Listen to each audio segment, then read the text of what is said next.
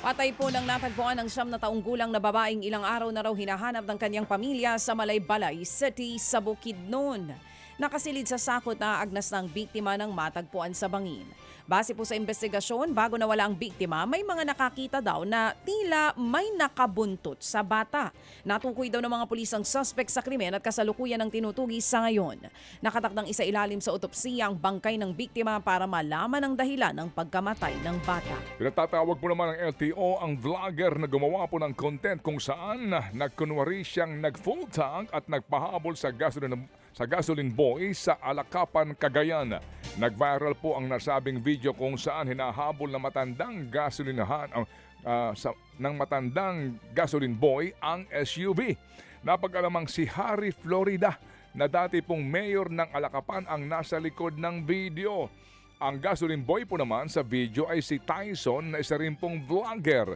Kahit na po scripted ang nangyari, pinagpapaliwanag pa rin ng ahensya ang ex-mayor vlogger.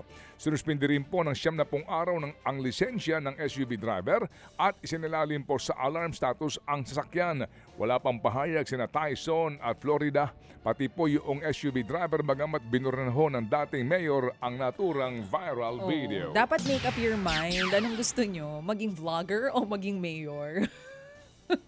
Hindi pwedeng sabay yun, ano? Sa bagay, baka sabihin niya ex-mayor na eh. O sige po. Sa iba pang balita, mga kapatid, nasapat ng mga otoridad ang higit 30 million pesos na halaga po ng drogang ketamine na itinago sa shipment sa Port of Clark. Nabisto ang droga nang dumaan sa X-ray at ininspeksyon ng K9 unit ang shipment. Ikinubli pang droga sa mga plastic sachet na nasa cable stool. Sa inisyal pong impormasyon, galing sa the Netherlands ang droga. Patuloy naman ang investigasyon para makasuhan ang nakatakdasa ng tumanggap nito at ang nagpadala ng shipment. Ang ketamine ay kadalasang ibinebenta ng mga sindikato bilang isang party drug. May tuturing po naman daw na very unhealthy ang kalidad po ng hangin sa lungsod ng Cebu.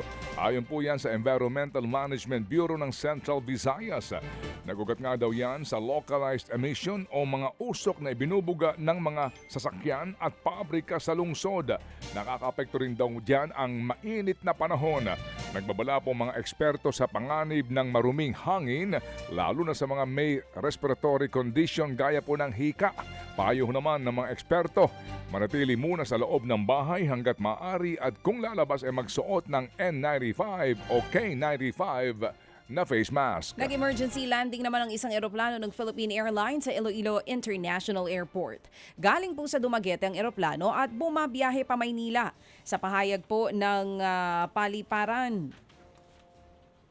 sinabi nilang nagkulang ang oxygen supply sa cabin nang maabot ng eroplano ang cruising altitude na 32,000 feet. Nakaligtas po o ligtas na nakalapag ang eroplano na may 175 na mga pasahero. May ilang pasahero ang nangailangan ng medical assistance pagdating sa paliparan. Nakikipag-ugnayan na ang CAAP sa Philippine Airlines kaugnay po sa investigasyon sa nangyari.